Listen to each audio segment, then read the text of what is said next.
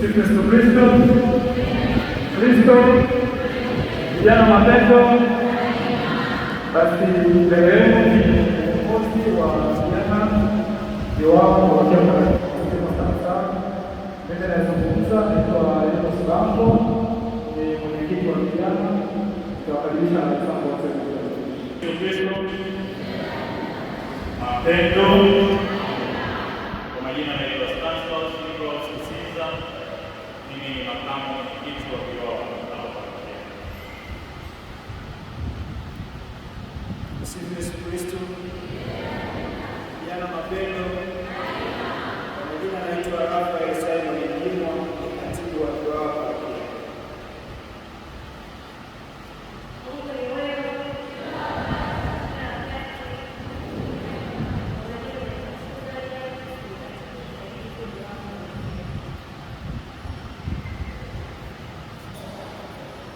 Mapendo. Kwanza kabisa ninashukuru Mungu kwa kuweza kupata nafasi kama hii ya kuweza kuelezea kile ambacho tunafanya katika mkoa wetu. Basi tunapozungumzia viwao, kwanza kabisa kwamba viwao ni vijana wa Katoliki wafanyakazi, kwamba ni utume kama utume unatambulika kabisa.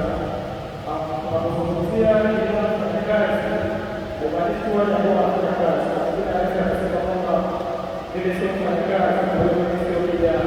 Kwa hiyo tunapozungumzia mfanyakazi ni kijana yoyote ambaye yuko masomoni, ambaye anasoma, kijana yoyote ambaye anafunza kazi mbalimbali, kijana ambaye anafanya kazi ile rasmi au isiyo rasmi.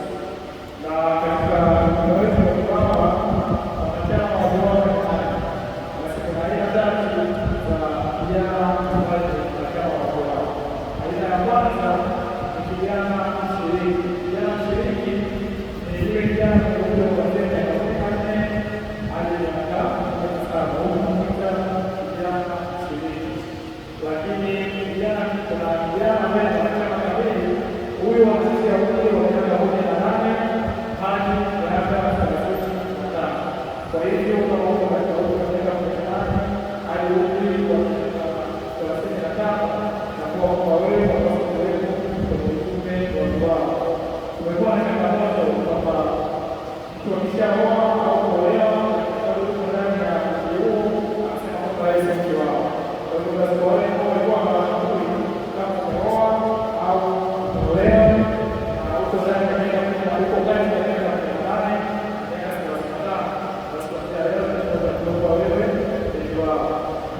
chama cha viwao kilianzishwa kule nchini Ubelgiji mwaka 1924 na Kardinali Klosters. Chama cha viwao kimeingia Tanzania mwaka 1969 na kilianzia kule nchini Tanzania. Baadaye kilianza kuenea kwa baadhi ya familia kama Pokea na Ng'ombe na Pokea na Ng'ombe pamoja na Kusini. Mwaka 1939 chama hiki cha viwao kupitia baraza la maaskofu walipitisha rasmi kama chama cha kitume ambacho kinahusiana na viwao. Baada ya utume wetu wa viwao, utume wetu wa vijana si kwa ajili ya shughuli na kazi za kanisa, bali kuwasaidia vijana kujua Kristo na kuishi imani kupitia vipawa na karama ambazo Mungu ametujalia kwa ajili ya kazi ya kanisa. Kwa hivyo msingi mkuu wa chama hiki ni kuleta kijana karibu na Kristo na kumsaidia kijana kuwa mtume kwa vijana wenzake. Na msimamizi wetu kama vijana anaitwa Mtakatifu Yohane Bosco, ambaye yeye amefanya maisha yake kwa ajili ya kuwalea vijana, kuwaelimisha pamoja na kuwafundisha. Utume wa vijana una lengo la kuwapatia vijana kuweza kutangaza Injili. Kwa hivyo utume una kazi ya kutangaza kile ambacho anafanya Kristo.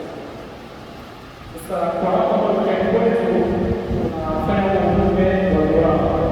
Takriban vijana 300 katika parokia yetu, lakini kulingana na kategori ya vijana ambao tunao bado wanazaliwa na kushiriki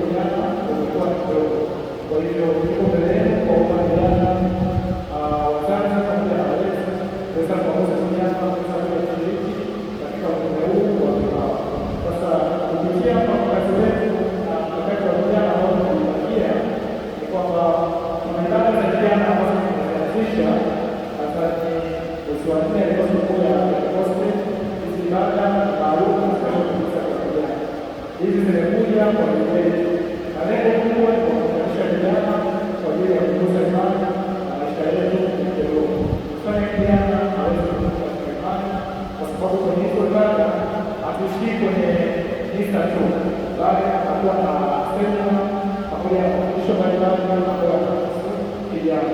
Tunafahamu kabisa sisi vijana tuna changamoto nyingi sana ambazo tunapitia. Kuna changamoto kama ukosefu wa ajira, changamoto za kimahusiano, mashiriki ya ndoa, changamoto masuala ya kumaliza shule, kumaliza jioni, ujeni mfalme, kutoka masomo kumaliza lengo ya elezo au uelezo, lakini kile chuo ndio kusoma. Kwa hivyo lengo la hizi kanda ndio kwamba wataalamu ambao wanakuja kwa ajili ya kutuelekeza eneo wataalamu watakuwa moja kwa moja na sisi vijana, kwa sababu wanajua vijana wanataka nini. Watasaidia pia katika kukagua, lakini pia kukaguza imani yetu. Unafikiri sasa tunafanya vijana kuna matukio ambayo tunashiriki ya kilimo, kidekania, kwa sababu kama zetu tunaanzia katika ngazi ya dunia, tunakuja kwenye ngazi ya kanda, kilimo, parokia, jimbo, taifa kwa ujumla. Pia kwenye matukio ya pamoja na jimbo, tuna matukio kama media za vijana. Leo tunaendelea kukuza imani na moyo wa kuongoza vijana. Tunakuwa na matukio kama Christmas ni baada ya shukrani kwa vijana, kumshukuru Mungu kwa kuweza kutumika mwaka mzima. Na matukio mengine ambayo yanafurahisha vijana. Kwa hiyo basi niwaombe vijana zangu pamoja na wazazi, walezi, na wale vijana wote ambao wanakuwa maana ya kiwanda, na wale ndugu zangu ambao wanaolewa sisi tena matukio wao. Tunahitaji sana tunategemea ili kuweza kutekeleza kile ambacho Kristo alikuwa anafanya. Lakini kingine tunafanya leo ya vijana. Nadhani hivi karibuni tumekuwa na changamoto ya kimazingira. Kwa hivyo najua Mungu amekujalia kipaji, amekujalia karama. Nadhani sio mtaani kwa Mungu anadai na kila kipaji. Kwa hivyo basi Mungu alikubali kutumikia. Hiyo sauti ndio ile imeendelea. Kwa hivyo vijana wote ambao waliwa kuimba pamoja na kuimba ndio wanaoanza tunakwenda kucheka baada ya ile hapa tunachukua masomo ndio na walikuwa yetu kama kuimba sasa kama hapo kwa Mungu. Kwa hiyo kama taarifa za vijana basi tunachukua kalamu pamoja na karatasi ndio tutaunga mkono ili uweze kupata taarifa za vijana. Mwisho tunataka kushukuru uongozi wa parokia kuanzia paroko pamoja na serikali kwa ushirikiano wao kwa kuweza vijana katika kufanya kazi ya wetu wa vijana. Kwa hiyo basi fursa kwa vijana pamoja na kuongoza serikali, lakini pia ni fursa kwa wazazi wa kulezi kusukume kijana wako waje kwa sababu kuna mambo mazuri ambayo tunafanya. Kwa kumalizia ratiba ya wawili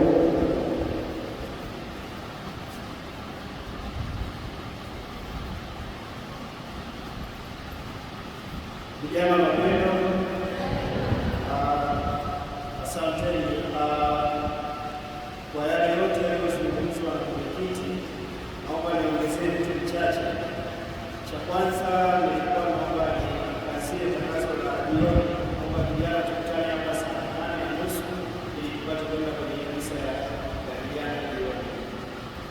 Nyingine nilikuwa naomba nichangie kwamba kuna program tunaanzisha za michezo. Hivyo nilikuwa naomba watu wajitokeze, kwa sababu na mpango wa kuandaa timu ya mpira wa miguu ya Mtakatifu Agustini sana, timu ya mshindani ambayo itakuwa inashiriki kwenye kiwango yote.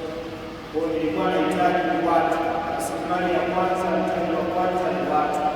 Hakuna muda ambao utasema leo nina muda nikafanya kitu fulani. Muda ndio huu na wakati ni sasa. Mungu anasema mtumikie Bwana Mungu wako siku za ujana wako. Kwa hiyo muda wa ujana wako ni muda wa kutumikia, muda wa kufanya kila kitu ambacho kinawezekana. Tunaambiwa inawezekana leo isingeni kesho.